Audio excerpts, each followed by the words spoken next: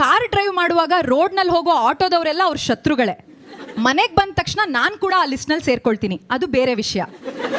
ನಾನು ಹೊಸ ಸೀರೆ ಉಟ್ಕೊಂಡ್ರೆ ಕಾಂಪ್ಲಿಮೆಂಟ್ ಕೊಡೋದಿಲ್ಲ, ಆದರೆ ಅವ್ರು ಕೊಂಡ 500 ರೂಪಾಯಿ ಟೀ ಶರ್ಟನ್ನು ಮಾತ್ರ ಕನ್ನಡಿ ಮುಂದೆ ನಿಂತು 100 ಸಲ ಹೊಗಳ್ಕೊತಾರೆ. ನನಗೊಂದು ವಜ್ರದ ಉಂಗುರ ಬೇಕು ಅಂದರೆ ನಿನ್ನಂಥ ನವರತ್ನ ಮನೇಲಿರುವಾಗ ಇನ್ನೊಂದು ಕಲ್ಲು ಯಾಕೆ ಅಂತ ಎಂದು 1 ರೂಪಾಯಿ ಖರ್ಚಿಲ್ಲದ ಡೈಲಾಗ್ ಹೊಡೆದು ನನ್ನ ಬಾಯಿ ಮುಚ್ಚಿಸ್ತಾರೆ.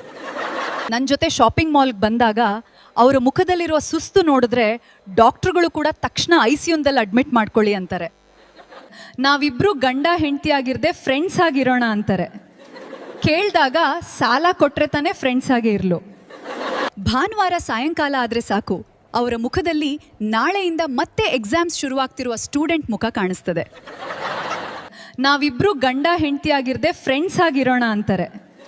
ಕೇಳಿದಾಗ ಸಾಲ ಕೊಟ್ರೆ ತಾನೇ ಫ್ರೆಂಡ್ಸ್ ಆಗೇ ಇರಲು.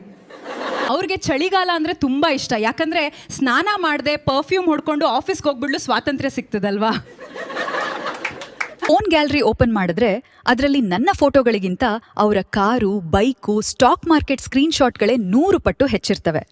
ಅವರು ಬದನ್ ತಗ್ಗಿಸ್ಲು ವಾರ ಪೂರ್ತಿ ಡಯಟ್ ಮಾಡಿ 8ನೇ ದಿನ ಚೀಟ್ ಡೇ ಅಂತ ಹೇಳಿ ವಾರ ಪೂರ್ತಿ ತಿನ್ಬೇಕಾದ ಜಂಕ್ ಫುಡ್ ಎಲ್ಲ ಒಂದೇ ದಿನ ತಿಂದು ಮುಗಿಸ್ತಾರೆ. ಹಾಲು ಉಕ್ತಿದ್ ನೋಡಿ ಅಂದ್ರೆ ನಾನೇನು ಅಂಪೈರು, ಹಾಲು ಉಕ್ಕಿದ್ರೆ ಔಟ್ ಅಂತ ಸಿಗ್ನಲ್ ಕೊಡ್ಲು ಅಂತ ಉಲ್ಟಾ ನನಗೆ ಪಂಚ್ ಕೊಡ್ತಾರೆ. ನಿಮ್ಗೆ ನನ್ನಲ್ಲಿ ಇಷ್ಟವಾಗದ ಗುಣ ಯಾವುದು ಅಂತ ಧೈರ್ಯವಾಗಿ ಕೇಳ್ದೆ. ನೀನಿಂತಹ ಪ್ರಶ್ನೆ ಕೇಳೋದೇ ನನ್ಗಿಷ್ಟವಿಲ್ಲ ಅಂತ ತುಂಬಾ ಸೇಫ್ ಆಗಿ ಎಸ್ಕೇಪ್ ಆದ್ರು. ನಾನು ಹಬ್ಬಕ್ಕೆ ಪಟ್ಟು ಸೀರೆ ಉಟ್ಕೊಂಡ್ರೆ ತುಂಬ ಚೆನ್ನಾಗಿದೆಯಾ ಅಂತ ಹೇಳಲ್ಲ, ಈ ಸೀರೆಗೆ ಡ್ರೈ ಕ್ಲೀನಿಂಗ್ ಚಾರ್ಜ್ ಎಷ್ಟಾಗ್ತದಕ್ಕೋ ಅಂತ ಮುಂಚೆ ಲೆಕ್ಕ ಹಾಕ್ತಾರೆ. ನಮಸ್ಕಾರಂಗ್ ಎವ್ರಿವನ್. ನನ್ನ ಗಂಡ ತುಂಬ ಸಿಂಪಲ್. ಅವನು ಡೈಲಿ ನನ್ನ ಹತ್ರ ನೀವು ಮಹಾರಾಣಿ ಥರ ಇದ್ದೀರಾ ಅಂತ ಹೇಳ್ತಾನೆ. ಬಟ್ ಪ್ರಾಬ್ಲಮೇ ಅಂದರೆ ಮಹಾರಾಣಿಗೆ ಇರೋ ಬಜೆಟ್ ಅವನ ಹತ್ರ ಇಲ್ಲ. ಆನ್ ಹೌಸ್ಗೆ ಸ್ವಾಗತ. ಎಲ್ಲರೂ ಸಿದ್ಧರಾಗಿ. ಇಂದಿನ ರಾತ್ರಿ ನಾವು ಇತಿಹಾಸ ಸೃಷ್ಟಿಸಲಿದ್ದೇವೆ. ಬನ್ನಿ ಶುರು ಮಾಡೋಣ. ಅವರೇ ನನ್ನ ಮೇಲೆ ಎಷ್ಟು ನಂಬಿಕೆ ಅಂದರೆ ನನ್ನ ಕೈಗೆ ಸ್ಟೀರಿಂಗ್ ಕೊಟ್ಟರೆ ತಮ್ಮ ಪ್ರಾಣ ದೇವ್ರ ಮೇಲೆ ಬಿಟ್ಟು ಸೀಟ್ ಬೆಲ್ಟ್ 2 ಸಲ ಚೆಕ್ ಮಾಡ್ಕೊಳ್ತಾರೆ.